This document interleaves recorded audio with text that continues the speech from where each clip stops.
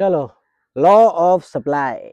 Introduction. The law of supply is also a fundamental principle of economic theory like law of demand. Law of demand के जैसा भी law of supply भी एक fundamental principle है. अगर economics पढ़ने का है तो लॉ ऑफ सप्लाई आएगा तो अपन इकोनॉमिक्स अच्छे से समझ सकते हैं. ठीक है, वो पहला है. और लॉ ऑफ सप्लाई भी जैसे law of demand professor Alfred Marshall ने लाया, ऐसे लॉ ऑफ सप्लाई भी किसने लाया? प्रोफेसर एल्फ्रेड मार्शल ने अपने बुक में इंट्रोड्यूस किया. कौन सा book? Principles of economics. Publish कभी हुआ? साल 1890 में. The law explains the functional relationship between price and quantity supplied. ये लॉ में प्राइस और सप्लाई के बीच का रिलेशनशिप बताया, बाकी सब फैक्टर्स को इग्नोर किया और किसके बारे में बात किया? सिर्फ और सिर्फ प्राइस और सप्लाई. चलो, statement of the law. Other things being constant, higher the price of commodity, more is the quantity supplied, and lower the price of the commodity, less is the quantity supplied. तो law of demand का statement, higher the price of commodity, price जितना ज्यादा रहेगा, higher is the quantity supplied, supply भी उतना ही ज्यादा रहेगा, और lower the price of commodity, जितना प्राइस कम होएगा उतना ही सप्लाई भी कम होएगा. बरोबर. तो इससे क्या पता चलता है? सप्लाई और प्राइस के बीच में डायरेक्ट रिलेशनशिप है. कौन सा? Direct relationship. चलो आगे देखो. In simple words, other factors remaining constant, rise in price results in rise in quantity supplied, and vice versa. Vice versa मतलब opposite, decrease in supply, decrease in price. Thus there is a direct relationship between price and quantity supplied. जो बताया वही देखो इधर English में लिखा है simple word में, बाकी सब फैक्टर्स को छोड़ के सिर्फ प्राइस और सप्लाई के ऊपर फोकस करने का. प्राइस बढ़ेगा, सप्लाई बढ़ेगा, प्राइस कम होएगा, सप्लाई कम होएगा. सिंपल. चलो next, assumptions of the law of supply. Law of supply का assumptions भी है और एक्सेप्शन भी है, लेकिन उसके पहले अपन क्या पढ़ेंगे? सप्लाई शेड्यूल और सप्लाई कर्व. सप्लाई शेड्यूल भी डिमांड शेड्यूल के जैसा ही रहता है. इसमें देखो टेबल दिया है, उसमें फर्स्ट कॉलम में क्या है? प्राइस ऑफ कमोडिटी, दूसरे कॉलम में supply of commodity. Page number 40 पे दिया है. देखो, मेरे को एडिटिंग करने का टाइम नहीं है, बहुत लेजी हूँ मैं, तो आप अपने हिसाब से देख लो. तो इसमें शेड्यूल में दिया, देखो सबसे पहले प्राइस कितना है? 10 रुपया. फिर बाद में सप्लाई कितना है? 100 किलोग्राम्स. 20 रुपया प्राइस हुआ तो सप्लाई कितना है? 200 किलोग्राम्स. 30 रुपया प्राइस हुआ तो सप्लाई कितना है? 300 किलोग्राम्स. 40 रुपया प्राइस हुआ तो सप्लाई कितना है? 400 किलोग्राम्स. 50 रुपया प्राइस है तो कितना सप्लाई हो रहा है? 500 किलोग्राम्स. मतलब क्या? जैसे जैसे प्राइस इंक्रीज हो रहा है सप्लाई भी इंक्रीज हो रहा है, और ऑपोजिट वाइस वर्सा देखेंगे तो प्राइस डिक्रीज होगा तो सप्लाई भी डिक्रीज होगा. टेबल 4.3, अभी इसका एक्सप्लेनेशन भी देना रहता है, पहले टेबल बनाने का उसका एक्सप्लेनेशन देने का. चलो देखो, टेक्स्ट बुक में टेबल 4.3 है, लेकिन आंसर लिखने के टाइम पे आप क्या लिखो? द अबव डायग्राम या तो the below diagram, the diagram given below explains the direct relationship between price and quantity of commodity supplied when the price rises from rupees 10 to 20 and rupees 30 and rupees 40 and rupees 50. Consequently मतलब साथ साथ में, consequently the क्या? The supply also rises from 100 kilograms to 200 kilograms to 300 kilograms to 400 kilograms to 500 kilograms. It means that क्या? It means when price rises, supply also rises, and when price falls, supply also falls. Thus, there is a direct relationship between price and quantity supplied, which is shown in the following supply curve. अपने को ये भी करना है कि supply curve भी बना के देने का है. क्या करने का? उस टाइम पे हम लोग को प्राइसेस का सेटअप बना के देना है. मतलब क्या? ये बताओ कि प्राइस और सप्लाई के बीच में डायरेक्ट रिलेशनशिप है, वो स्टेटमेंट दिया, और फिर उसके बाद ग्राफ बनाने का. वही सेम पॉइंट्स जो अपने को किस में दिया है? टेबल में दिया है, शेड्यूल में दिया है, वही सब पॉइंट सब उठा के सीधा सीधा डाल दो इसमें. कैसे? देखो, ग्राफ में एक्स एक्सिस रहता है और वाई एक्सिस रहता है. तो एक्स एक्सिस जो नीचे वाला लाइन रहता है, सीधा लाइन ऐसा, वो लाइन के ऊपर फटाफट फटाफट क्या डालने का? सब क्वांटिटी वाला. तो 100 kilograms, 200 kilo, 300 kilo, 400 kilo, 500 kilo ऐसा डाल देने का. फिर उसके बाद वाई एक्सिस जो सीधा ऐसा वाला लाइन, ये लाइन में क्या रहेगा? उसको बोलते हैं वाई एक्सिस. तो सबसे नीचे 10 रुपीज, 20 रुपीज, 30 रुपीज, 40 रुपीज, और इधर लेफ्ट साइड में लिखने का प्राइस. उसको भी एक्सप्लेन करना है अपने को. तो लिखने का इन द अबव फिगर, या तो in the above diagram, X axis represents, X axis पे क्या है? Quantity supplied. तो लिखो X axis represents quantity supplied, और ये कौन सा है? Y axis. Y axis represents price of commodity X. तो इसमें और फिर बनाते हैं हम लोग सप्लाई कर्व. वो जितने भी पॉइंट्स होंगे, 10 रुपया प्राइस है तो कितना सप्लाई है? 100 किलो. 20 रुपया प्राइस है तो कितना सप्लाई है? 200 किलो. 30 रुपया प्राइस है तो कितना सप्लाई है? 300 किलो. 40 रुपया सप्लाई है तो कितना प्राइस है? 400 किलो. ऐसे ही वो पूरा ग्राफ बनाने का और सब पॉइंट्स को ज्वाइन करने का। ज्वाइन करने के बाद क्या जो लाइन जिससे आपने ज्वाइन किया उसको क्या बोलते हैं, सप्लाई कर्व, और उस सप्लाई कर्व को नाम भी देना है एस एस। फिर एक्सप्लेन करने का, supply curve S S slopes कौन से साइड, अपवर्ड्स, ऊपर की तरफ जाता है फ्रॉम लेफ्ट टू राइट। ठीक है, चलो ये हो गया स्टेटमेंट, फिर उसके बाद शेड्यूल, फिर उसके बाद डायग्राम। अभी नेक्स्ट चीज आता है अपना लॉ। अभी नेक्स्ट है exemptions to the law of supply. Exemptions मतलब क्या, कौन सा ऐसा केस है जिसमें लॉ ऑफ सप्लाई एप्लीकेबल ही नहीं होता है, बरोबर कि नहीं। क्योंकि अजम ये जो माइक्रो इकोनॉमिक्स के जितने भी कॉन्सेप्ट रहते हैं वो लोग क्या करते हैं, इंडिविजुअल केसेस को स्टडी करते हैं। तो पूरा तो ऐसा नहीं है कि सब लोग इंडिविजुअल के ऊपर ही काम करेंगे, बड़े एग्रीगेट्स को भी स्टडी करते हैं। तो बहुत सारे ऐसे केस है जहाँ पे लॉ ऑफ सप्लाई अप्लाई नहीं होता। तो कौन सा है, चलो देखते हैं। इसमें भी एक्सेप्शन में कितना पॉइंट है अपने पास, रुको देखने दो। एक्सेप्शन किधर गया, पहला,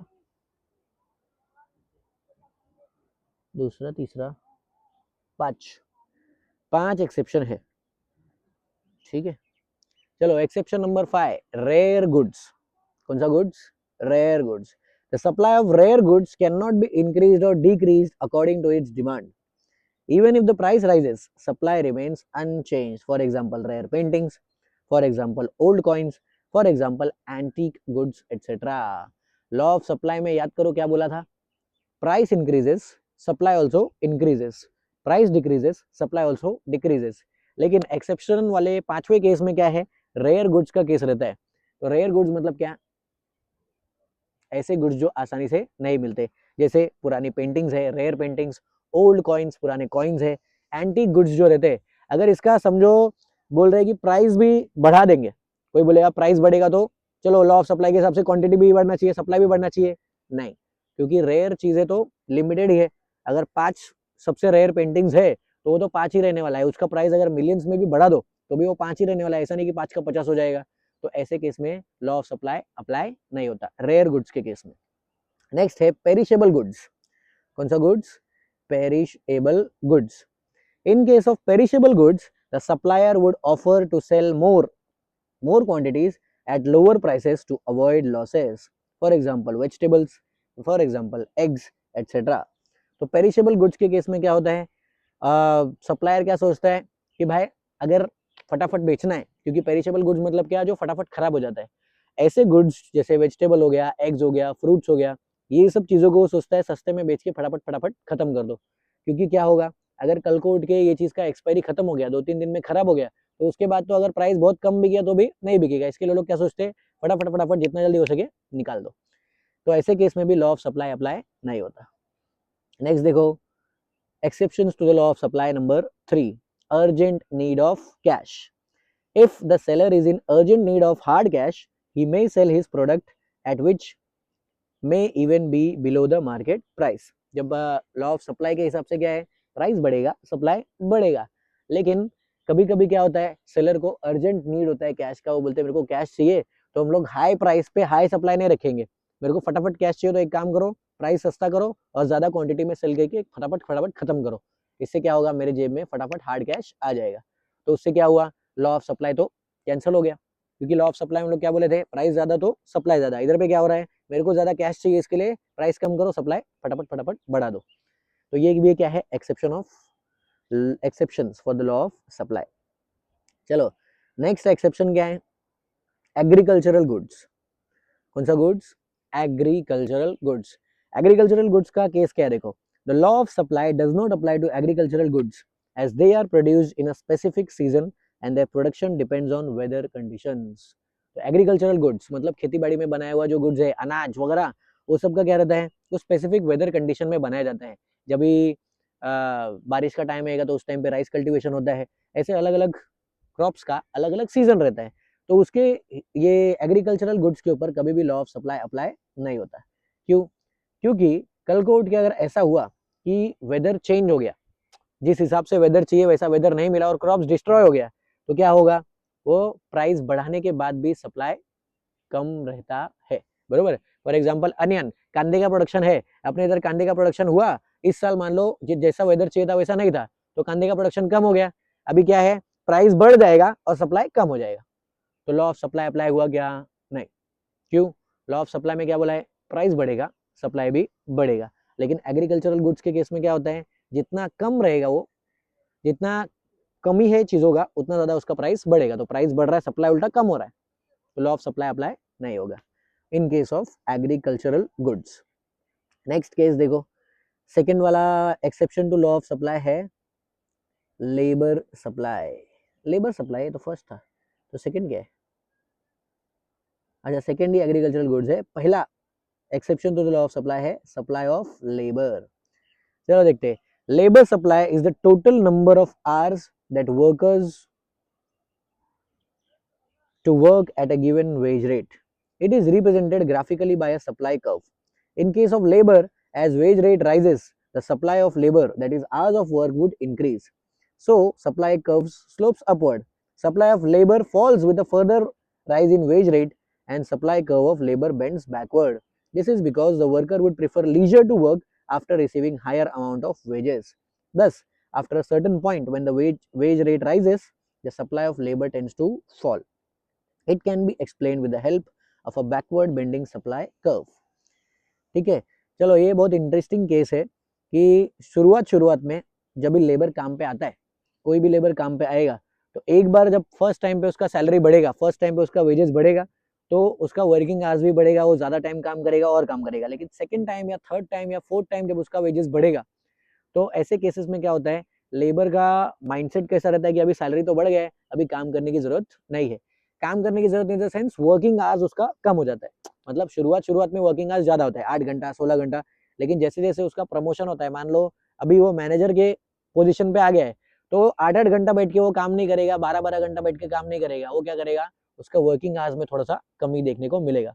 तो सप्लाई कर्व अगर इसका बनाएंगे, तो शुरुआत में क्या होगा, लेबर सप्लाई कर्व फटाफट ऊपर जाएगा। मतलब लेबर का प्राइस बढ़ रहा है, वेजेस बढ़ रहा है, तो उसका वर्किंग आवर्स भी बढ़ रहा है। लेकिन और अगर प्राइस बढ़ेगा, मतलब लेबर का और भी प्राइस बढ़ेगा, उसका सैलरी और बढ़ेगा, तो उसका काम करने का आवर्स जो है वो नीचे आ जाएगा। तो इस तरह से क्या होता है, वो सप्लाई कर्व वापस पीछे आ जाता है। तो इसमें क्या हुआ, लॉ ऑफ सप्लाई अप्लाई नहीं होता। लॉ ऑफ सप्लाई में क्या है कि ऐसा सप्लाई कर्व क्या है जो left to right upward sloping है, ऊपर ही जाते रहेगा, नीचे आएगा नहीं। तो लेबर सप्लाई के केस में भी ऐसा ही होता है कि वो लॉ ऑफ सप्लाई अप्लाई नहीं होता।